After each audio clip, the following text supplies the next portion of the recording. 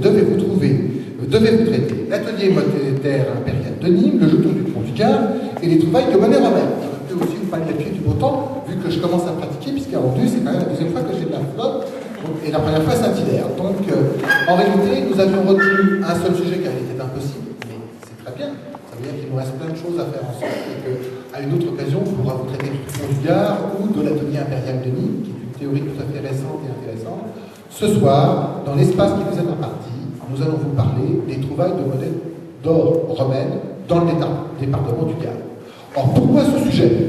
Quand on a commencé à chercher des sujets, justement, c'était de trouver un sujet qui puisse intéresser un petit peu tout le monde, qui soit numismatique, mais pas trop numismatique, parce que la plupart d'entre vous sont certains des numismatiques avertis, d'autres des collectionneurs chevronnés, mais peu sont parfois familiarisés avec la numismatique en général ou un thème spécialisé.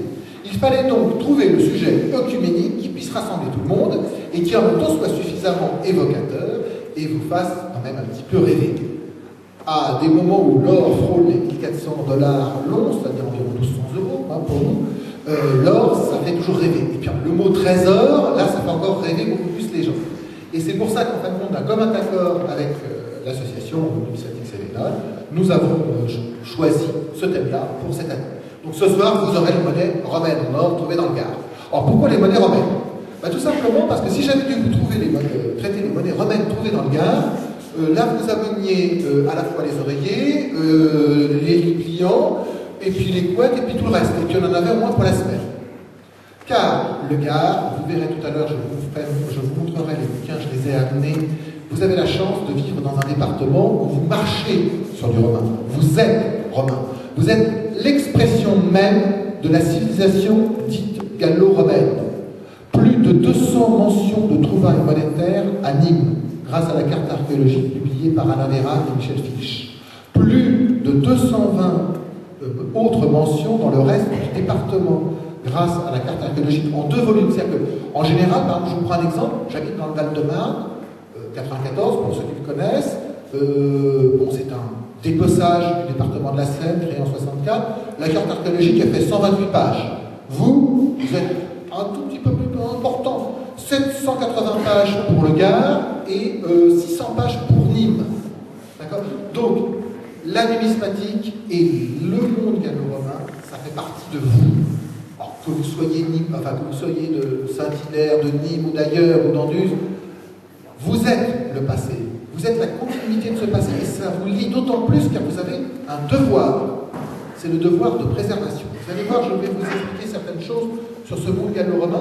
Nous allons en particulier découvrir que toutes les trouvailles ont été faites entre le XVIIIe siècle, parce qu'avant on n'a pas de mention, ou très peu, où elles sont plutôt du type conte et légende, et le début du XXe siècle. Et que pour le XXe siècle, et encore le Gard n'est pas le département le plus à plaindre, nous n'avons que peu de mentions des découvertes.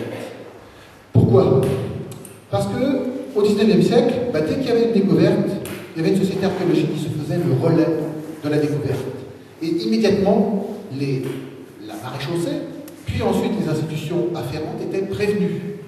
Au jour d'aujourd'hui, malheureusement, avec le développement du détecteur à métaux, les trouvailles sont beaucoup moins nombreuses. Et il n'y a que dans le cadre des fouilles programmées que l'on est mis au courant de ce qui se trouve. Vous verrez, tout à l'heure, nous parlerons d'un hexagium solidum, c'est-à-dire un poids monétaire de solidus romain, qui a été trouvé, donc à Lodin.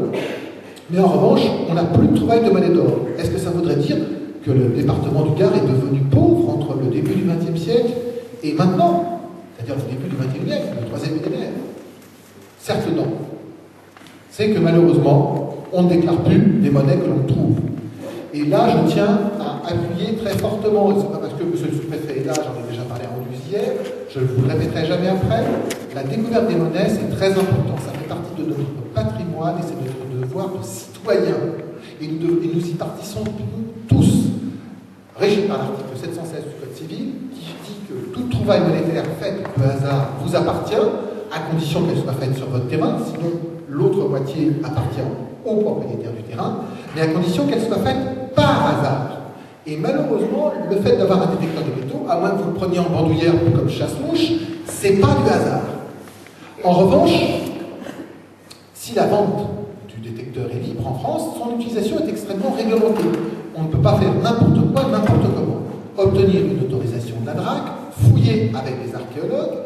Tout dépend de la situation et de la position de la DRAC. Il y a des DRAC qui sont d'accord pour travailler avec des archéologues amateurs qui utilisent le détecteur car ça peut leur rendre service. En revanche, beaucoup, et en particulier dans cette école, pensent que l'utilisation du détecteur détruit la couche archéologique. Car en effet, les méthodes qu'utilise quelqu'un qui va travailler en surface sur un tout petit espace est complètement différent d'un fouilleur dans le cadre d'une fouille programmée ou d'urgence qui lui va faire ce qu'on appelle, je vous en ai parlé hier pour ceux qui étaient là, un carottage, c'est-à-dire une analyse précise, quadrillage avec un plan de masse de l'ensemble qui permettra de dater, enfin de placer d'abord et ensuite de dater tous les objets les uns par rapport aux autres, ce qui permet de définir un contexte archéologique. Donc, si vous trouvez une monnaie romaine, signalez-le, vous avez plusieurs moyens, la gendarmerie, vous avez la mairie, vous avez la DRAC, vous avez les municipales professionnels, et ils se chargeront, nous on a déclaré plus d'une centaine de trésors en 15 ans, et c'est pas pour ça qu'on prend les monnaies, on ne va pas vous les prendre, elles vous appartiennent si elles ont été trouvées par hasard, mais vous participez ainsi à la conservation du patrimoine, à la divulgation de la connaissance, et à un devoir citoyen et civique. Donc ça, je le rappelle avant de commencer, car c'est très, très important, et peut-être encore plus qu'hier au niveau des monnaies d'Anduze, mais les monnaies d'Anduze sont aussi concernées, puisque c'était du monnayage médiéval. Donc, ça va, tout le monde est... Vous êtes bien accrochés? Vous êtes prêts? Ah ben, c'est parti, on rentre dans le vif du sujet. Monnaie romaine trouvée dans le Gard, en or. Alors, est-ce qu'on a trouvé à votre avis? Alors, je vous ai dit 200 trouvailles à Nîmes, 220 trouvailles dans le reste du département du Gard. Est-ce qu'on a trouvé beaucoup de monnaies romaines en or dans le Gard? Pas d'idée? Bah, beaucoup et pas beaucoup. On a 28 mentions au total pour l'ensemble du département, Nîmes compris. Sachant que Nîmes, à lui tout seul, représente une douzaine de trouvailles. Donc nous traiterons d'un côté Nîmes et de l'autre côté le reste du département. Aujourd'hui, faire un cadre géographique comme le département du Gard, c'est complètement idiot. Pourquoi?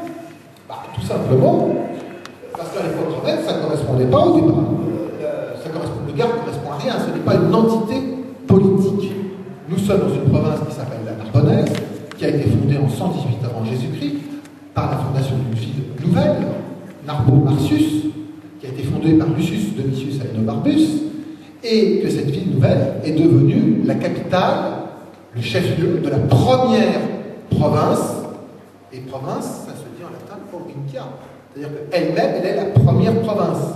Pourquoi? Parce que jusque-là, les Romains étaient restés cantonnés à l'Italie, et que l'Italie, c'était chez eux. Mare Nostrum, c'est leur ensemble méditerranéen, mais l'Italie, c'était chez eux.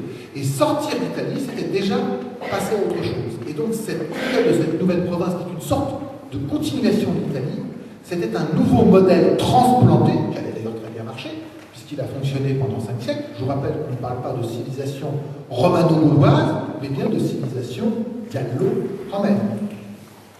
Et donc cette province, il aurait fallu traiter l'ensemble de cette province de Narbonnaise. Alors là, les trouvailles auraient été beaucoup trop nombreuses, et c'est pareil, vous repreniez les Lycans et le reste. Donc ce n'était pas le but. Donc si le cadre géographique ne respecte pas l'espace antique, en revanche, nous allons nous attarder sur ces trouvailles de monnaie d'or. Donc 28 sur 420, vous allez me dire, oh, c'est pas terrible. Mais pourquoi l'or? Et qu'est-ce que représentent ces monnaies d'or? Donc pourquoi l'or? Parce que c'était plus facile. Je me voyais mal de vous traiter un trésor, parce que c'est assez compliqué de traiter un trésor en 1 heure et demie. En plus, surtout quand on a affaire en face de soi à un public de non-numismates, parce qu'il y a des règles à expliquer pour un trésor. On va parler de trésors de monnaie d'or, on va les survoler. En revanche, une monnaie d'or, en elle-même, c'est un trésor. Pourquoi? Parce qu'un auréus est une monnaie qui pèse au départ. Donc l'auréus, premièrement, est créé à la fin de la République, à l'époque des guerres civiles, et en particulier, il commence à être frappé à l'époque de Sylla, en 82-81 avant Jésus-Christ, et le premier à en frapper de grosses quantités, c'est... Hein? Je n'entends pas bien. Oui, c'est lui, c'est Jules. Voilà. Jules a frappé les oreillis, donc aussi bien à Rome qu'aussi dans des ateliers itinérants qui l'accompagnaient. L'auréus, donc, au départ, est une monnaie qui pèse un peu plus de 8 grammes. Et puis, c'est la crise aussi, déjà à Rome, comme ça l'est aujourd'hui chez nous. Le poids de l'auréus va baisser tout doucement. Il est à 8 grammes sous Auguste, il est à 7 grammes 20 sous Néron, et il sera à